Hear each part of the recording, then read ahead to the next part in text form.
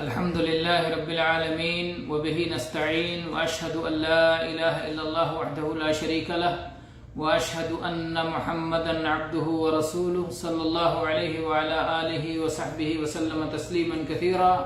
أما بعد، قال شيخ الإسلام محمد بن عبد الوهاب رحمه الله في كتاب التوحيد في باب ما جاء في أن بعد هذه الأمة يعبد الأوثان. قال رحمه الله: ولمسلم عن ثوبان رضي الله عنه أن رسول الله صلى الله عليه وسلم قال: إن الله زوى لي الأرض فرأيت مشارقها ومغاربها وإن أمتي سيبلغ ملكها ما زوي لي منها وأعطيت الكنزين الأحمر والأبيض وإني سألت ربي لأمتي أن لا يهلكها بسنة بعامة وأن لا يسلط عليهم عدوا من سوى أنفسهم فيستبيح بيضتهم. وإن ربي قال: يا محمد إذا قضيت قضاء فإنه لا يرد وإني أعطيتك لأمتك ألا أهلكهم بسنة بعامة وألا أسلط عليهم عدوا من سوى أنفسهم فيستبيح بيضتهم ولو اجتمع عليهم من بأقطارها حتى يكون بعضهم يهلك بعضا ويسبي بعضهم بعضا. ورواه البرقاني في صحيحه وزاد: وإنما أخاف على أمتي الأئمة المضلين وإذا وقع عليهم السيف لم يرفع إلى يوم القيامة ولا تقوم الساعة حتى يلحق حي من أمتي بالمشركين وحتى تعبد فئام من أمة الأوثان وإنه سيكون في أمتي كذابون 30 كلهم يزعم أنه نبي وأنا خاتم النبيين لا نبي بعدي ولا تزال طائفة من أمتي على الحق منصورة لا يضرهم من خذلهم ولا من خالفهم حتى يأتي أمر الله. گرامی قدر حضرات و خواتین، آج ہم کتاب التوحید میں وہ باب جس کا سلسلہ کئی دروس سے چل رہا ہے، اس بات کے بیان میں کہ اس امت کے کچھ لوگ بت پرستی میں مبتلا ہوں گے، اس میں کئی آیات و احادیث شیخ نے اپنے طریقے تصنیف کے مطابق ذکر فرمائے، جس میں یہ حدیث ذکر کی جو صحیح مسلم کی ہے اور جس کے راوی ثوبان رضی اللہ عنہ ہیں کہ رسول اللہ صلی اللہ علیہ وسلم نے ایک پیشین گوئی فرمائی اور اپنی ایک بات اللہ کی طرف سے اپنے اوپر کیا گیا ایک انعام بتلایا، اس کا تذکرہ کیا. آپ نے فرمایا کہ اللہ تعالیٰ نے پوری روئے زمین کو میرے لیے سمیٹ دیا، میرے لیے زمین کو لپیٹ کے مختصر کر دیا، یہاں تک کہ سب میری نظروں کے سامنے ہو گیا. میں نے مشرق و مغرب کو دیکھ لیا، جہاں سے سورج اگنے کی جگہ ہے، سورج طلوع ہونے کے جو مقامات ہیں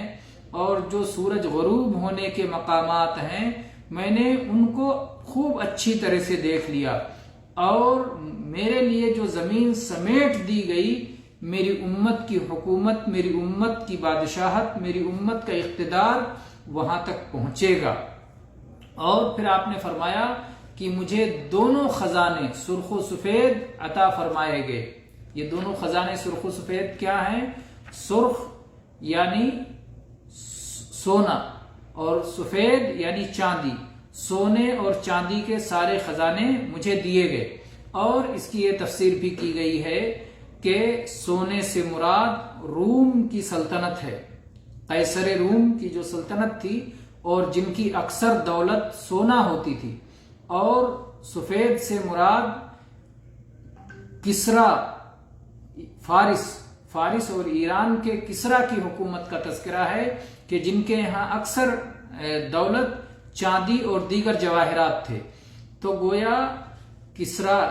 ایران کے کسرا اور روم کے قیصر، یہ جو اس وقت کی دو بڑی سلطنتیں تھیں، ان کے بارے میں اللہ کے نبی صلی اللہ علیہ وسلم نے فرمایا کہ یہ دونوں خزانے اللہ تعالیٰ نے مجھے دے دیے یعنی میری امت کو عطا فرما دیے. میری امت ان دونوں سلطنتوں کو تہو بالا کر دے گی اور ان کو ختم کر کے یہاں پر اسلامی سلطنت قائم کرے گی اور مسلمان وہاں پر اقتدار حاصل کریں گے اور عدل قائم کریں گے، ظلم کا خاتمہ کریں گے. تو اللہ کے نبی صلی اللہ علیہ وسلم فرمایا کہ اس وقت میں نے اپنے رب سے سوال کیا، دعا کیا. جب انعام ملے اللہ تعالیٰ کی طرف سے تو آدمی کی عاجزی کا تقاضا یہ ہے کہ اللہ کی عبادت کرے، اور عبادت میں سب سے اہم عبادت، بڑی عبادت دعا ہے. تو اللہ کے نبی صلی اللہ علیہ وسلم نے اس موقع پر دعا فرمائی اور آپ نے اپنی امت کے لیے ہمیشہ خیر سوچا. آپ امت پر بڑے شفیق اور بڑے مہربان تھے. اللہ کے نبی صلی اللہ علیہ وسلم نے کہا کہ میں نے اپنے رب سے دعا مانگی اپنی امت کے لیے کہ اللہ عام قحط کے ذریعے سے کبھی اسے تباہ نہیں کرنا، اور اے اللہ ان کے اوپر کوئی باہر کا دشمن مسلط نہیں کرنا جو ان کے اپنے میں سے نہ ہو بلکہ باہر سے کوئی دشمن ہو اسے ان کے اوپر مسلط نہیں کرنا کہ آ کر کے وہ انہیں ختم کر دے اور انہیں شروع سے آخر تک ان کی جانوں کو ملیا میٹ کر دے، انہیں تباہی اور ہلاکت میں ڈال دے. تو پھر اللہ کے نبی صلی اللہ علیہ وسلم فرماتے ہیں کہ میری دعا کے جواب میں اللہ تعالیٰ نے فرمایا کہ اے محمد صلی اللہ علیہ وسلم، جب میں کوئی فیصلہ کر دیتا ہوں تو وہ فیصلہ نافذ ہو کے رہتا ہے، وہ فیصلہ رد نہیں کیا جاتا. اور میں نے آپ کی دعا قبول کر لی، میں نے آپ کی امت کے لیے یہ دعا آپ کی قبول کر لی کہ میں انہیں عام قحط سالی کے ذریعے سے ہلاک اور تباہ نہیں کروں گا. اور میں نے یہ بھی دعا قبول کر لی کہ میں ان کے اوپر ان کے باہر سے کسی دشمن کو مسلط نہیں کروں گا جو انہیں پوری طرح ہلاک اور تباہ کر ڈالے، حتیٰ کہ اگر روئے زمین کے تمام لوگ اکٹھا ہو جائیں ان کے خلاف، مسلمانوں کے خلاف روئے زمین کی تمام طاقتیں اکٹھا ہو جائیں اور انہیں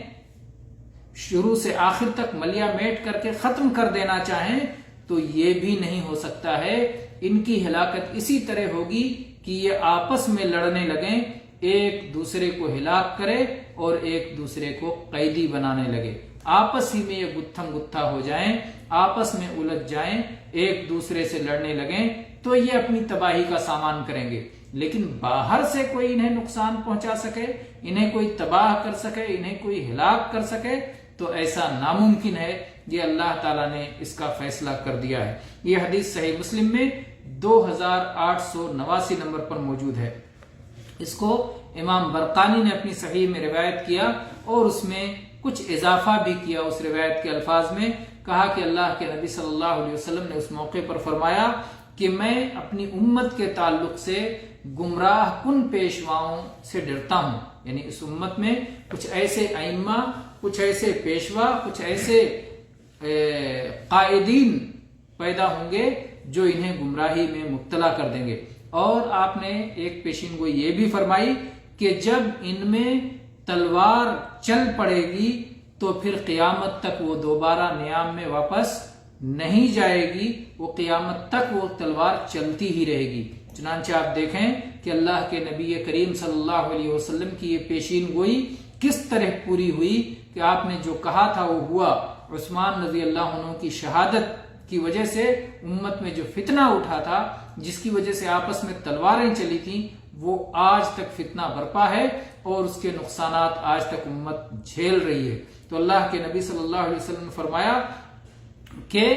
جب میری امت میں تلوار چل جائے گی تو پھر وہ قیامت تک چلتی ہی رہے گی. اور پھر آپ نے یہ بھی فرمایا اور قیامت اس وقت تک قائم نہیں ہوگی جب تک کہ میری امت کا ایک قبیلہ مشرکوں سے جا کے نہ مل جائے، یعنی یہ مشرکوں کے ملک میں چلا جائے، ان کا ساتھی اور دوست بن جائے، یا پھر ان کے جیسا عمل کرنے لگے، شرکی عمل، اور شرک میں مبتلا ہو جائے. تو یہ دونوں معنی اس کا بنتا ہے. اور اگلے الفاظ اس سے زیادہ صریح ہیں کہ آپ نے فرمایا اس وقت تک قیامت نہیں ہوگی حتی تعبد فئام من امت الاوثان، یہاں تک کہ میری امت کا ایک گروہ